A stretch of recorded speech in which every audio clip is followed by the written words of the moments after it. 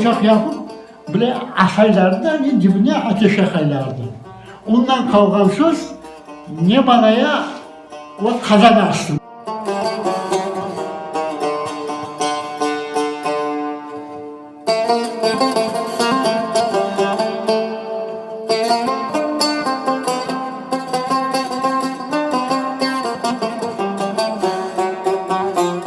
Polşa'dan bir Tatar adamdan, evvelden o babalarım, dedelerim Polşa'da yaşaganda Polşa'dan bilet alak, bilirsin mi?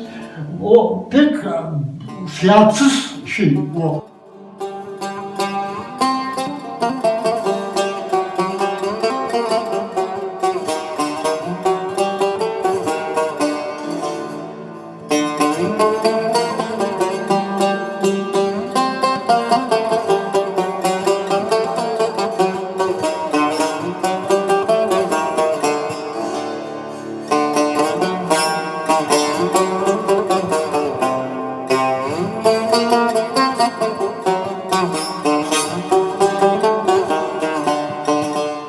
Mustafa dedem Türkiye, Arapistan'a acılığa varanda acılıktan alıp gelgen bu bahşiş.